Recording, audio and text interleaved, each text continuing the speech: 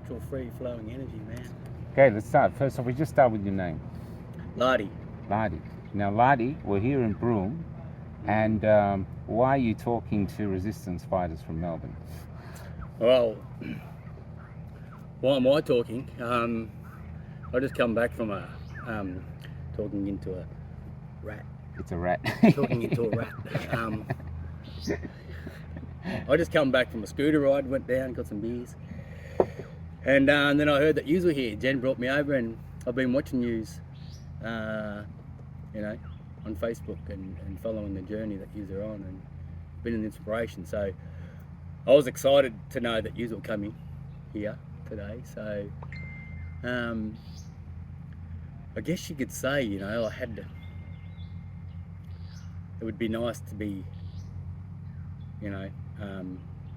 one to be able to sit down and share my story too. Yeah. So. Well, why don't we start your story from the beginning? So you left Melbourne. You're from Melbourne. I'm from East Gippsland, Victoria. East Gippsland. Yeah. Okay. A place called Bairnsdale. Yeah. Which is near Sale. It's right near Sale. 45 minutes from Sale. Yeah. East of Sale. So, Shut up. Bairnsdale, Painesville, all that area. It's all Gunai country, and my country, my homeland. So yeah, I left there 2020, early 2020. Spirit sent me on a healing journey. And how did that spirit sort of manifest? How did you hear or feel that the spirit wanted you to take off? I was sitting across from two police officers, and I was being told by these two police officers that the house I'd just built 5 months before, I could not return to anymore. So my life as I knew it in that very moment was over. It was over. And as that was happening and my life was just being crushed, Spirit came through, and it was just, it wasn't a voice or nothing, it was just a come through into my heart, and it's like a knowing. You got to go on a healing journey to Uluru, and that was all I got. So, wow. As your life is, is over, a new one's beginning. Right there, it was just like, so it was like, wow, this is like devastating, but exciting. It was like, whoa. So it was a pretty powerful moment. I think that might have been September or something in 2019. So, right around the time they were all getting ready to unleash the beast that is, COVID. Yeah. So how did you get to it? You have your own vehicle, or do you? Yeah, I had a vehicle, man. Had no money left, and Centrelink benefits, and just support from family. So I got in the car and took off. Brought a rooftop tent, chucked it on, put what I could in the back, and set out. Car was going to break down before I left. And it was making all these funny noises, and I had no money to fix it. It was December.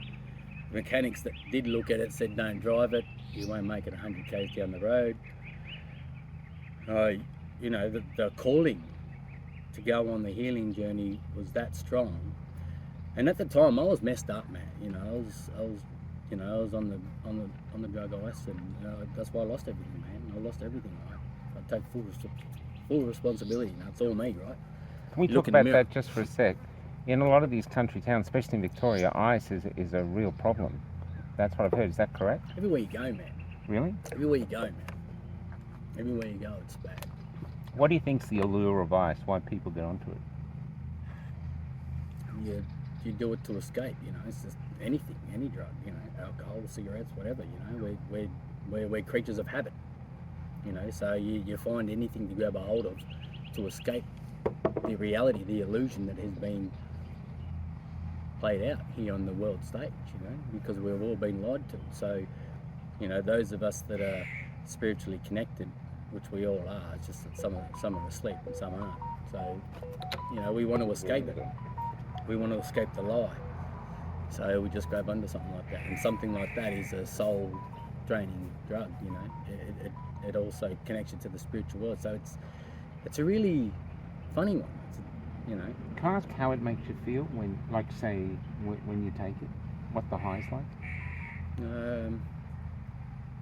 All your senses are just, heightened, and you know, you become more alert and you're more awake and more energy. And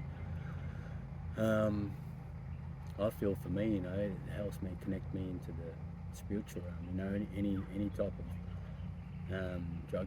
You know, I've been a creature of habit my whole life, mate. You know, I've done it all, man. You name it, I've been into it. You know? Well, can I ask? Just, I don't want, you don't have to tell us, but was your upbringing difficult? Oh, of course. You know, I couldn't say, of course. Isn't most people's upbringing Well, difficult? not really. You I know? mean, my kids have had it pretty easy to a degree, but do you want to go into it? It's totally up to you. I'm not going to press My you. upbringing was it was dark, man. You know, like it was like it wasn't. I'm sensitive, right? I'm a sensitive creature, man. I'm all heart, right? So you know, I bruise easily. You know, I get hurt easily, and so the upbringing, it might not have been so bad for some, but it was for me. You know, it was really difficult to live. I remember one time, you know, I crashed my bike, had to go get some bread and milk. You know, and I'm riding back home with the bread and milk, and the bread and milk went into the tyre with the spokes, and I just like flipped over, crashed the bike, and bread's everywhere, milk's everywhere, and I'm just like bawling my eyes out. Some dude comes out and like, what's wrong? Oh, bread and milk, you know, because I knew I was going to get a hiding, right, when I got back home. You know, I was probably going to cop a hiding, right, because we needed the bread and milk, yeah. And I stuffed that up. So I'm on the ground, I'm in the middle of the road, and he's like, what can I do? I was like, there's nothing you can do. He's like, what do you want to do? I said, I just want to die. I'm just this child, right?